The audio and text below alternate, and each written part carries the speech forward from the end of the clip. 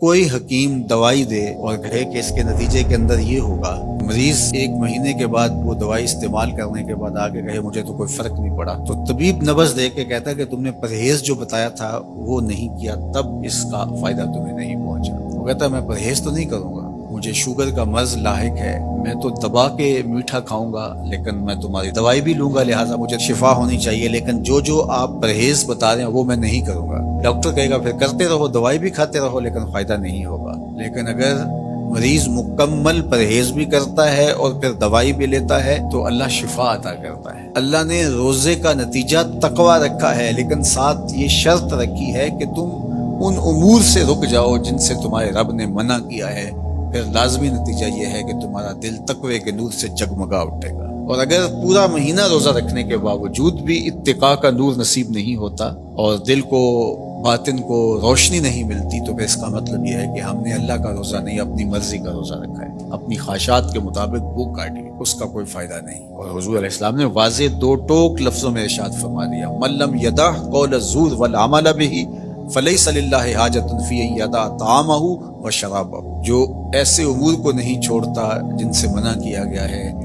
تو پھر اس کے بھوکا اور پیاسا رہنے کی اللہ کو کوئی ضرورت نہیں۔ یہ خوراک بچاؤ مہم نہیں ہے کہ اللہ نے اس لیے روزہ فرض کیا ہے کہ تھوڑا خوراک بچ جائے، نہیں، بلکہ وَيُزَادُ فِيهِ رِزْقُ الْمُؤْمِنِ، ماہ سیام میں تو مومن کا رزق بڑھا دیا جاتا ہے، ہر شخص اپنا حساب لگائے تو اس مہینے میں اخراجات زیادہ ہوتے ہیں۔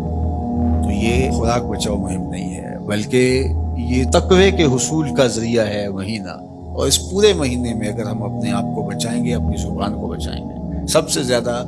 جرائم گناہ ہماری زبان کرتی ہے، ہماری آنکھیں بھی گناہ کرتی ہیں، ہمارے ہاتھ بھی گناہ کرتے ہیں، ہمارے پاؤں بھی برائی کی جگہ پہ چل کے جائیں تو گناہ گار ہوتے ہیں، ہمارے کان بری چیزیں سنیں تو یہ بھی گناہ گار ہوتے ہیں، لیکن سب سے زیادہ گناہ ہماری زبان کرتی ہے۔ تو اس لیے ماہ سیام میں زبان کو کنٹرول کرنے کا کہا گیا۔ آقا کریم نے فرمایا جب تم سے کوئی الجھنا چاہیے اور تم روزے سے ہو تو اسے کہو میں روزہ رکھا ہوا ہے، یعنی تم سے کوئی زیادتی بھی کرنا چاہے تم اس سے الجھو نہ اور کہو انی امرؤ صائم، میں روزہ رکھا ہوں۔ تو روزے کے اندر تو آپ اپنی زبان کو بچاتے ہیں اس احساس کے ساتھ کہ میں روزے سے ہوں۔ یہ احساس جب جڑا ہوتا ہے کہ میں روزے سے ہوں تو کلی بھی احتیاط سے کی جاتی ہے، نہ کوئی قطع حلق سے نیچے نہ ٹپک جائے۔ جب آپ روزے سے ہوں اور یہ احساس آپ کے ساتھ جڑا ہوا ہوتا ہے تو آپ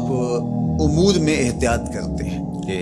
میرے روزے کو نقصان نہ پہنچ جائے۔ تو کیا صرف کھانے اور پینے سے ہی روزے کو نقصان پہنچتا ہے یا روزے کو نقصان پہنچانے والی اور چیزیں بھی؟ تو اگر غیبت ہے، جھوٹ ہے، بہتان تراشی ہے، سب و شتم ہے، حتیٰ کہ فضول گوئی ہے، تو یہ چیزیں روزے کے نور کو ختم کر دیتی ہیں اور پھر وہ بندہ بھوک اور پیاس کاٹ رہا ہوتا۔ تو بھوک اور پیاس سے مقصد جو حاصل ہونا ہے، دیکھو میں نے ابن عاشور کے حوالے سے کہا کہ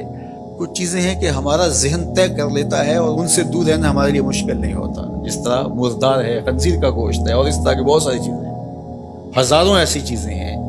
جس سے ہم بچتے ہیں اور ان سے بچنے کے لیے ہمیں کوئی محنت نہیں کرنا پڑتی۔ وہ کہتے ہیں ہمارا مائنڈ کلیئر ہو گیا کہ یہ حرام ہے، یہ گناہ ہے، ہمارے رب نے منع کیا ہے، تو بس ان سے ہم بچ جاتے ہیں۔ اگر ہم اس کی فہرست بنائیں تو وہ سینکڑوں میں، ہزاروں میں چلی جائے گی، جو اللہ کی توفیق سے مسلمان نہیں کرتا، صرف اس احساس کے ساتھ کہ میں مسلمان ہوں اور وہ نہیں کرتا۔ لیکن بہت ساری ایسی چیزیں ہیں کہ تم اس بات کو تسلیم کرتے ہو کہ ہم مسلمان ہیں، ہم نہیں کرنا چاہیے، لیکن اس کے باوجود تم کر رہے ہوتے ہو، تو ان ساری بیماریوں کا علاج روزہ ہے۔ تو اب روزہ بھی اگر ہم نے دیکھیے اور کوئی دوائی کارگر نہیں ہو رہی یہاں، تو یہاں روزہ چاہیے، اور اس دوائی کے ساتھ بھی اگر پرہیز نہیں کریں گے تو بیماری تو بڑھتی رہے گی، تو آہستہ آہستہ جو ہے وہ بیماری جڑ پکڑ جائے گی، پھر بہت مشکل ہوگا نکالنا۔ تو روزہ ان ساری بیماریوں کا علاج ہے جن کو ہم ختم نہیں کر پاتے۔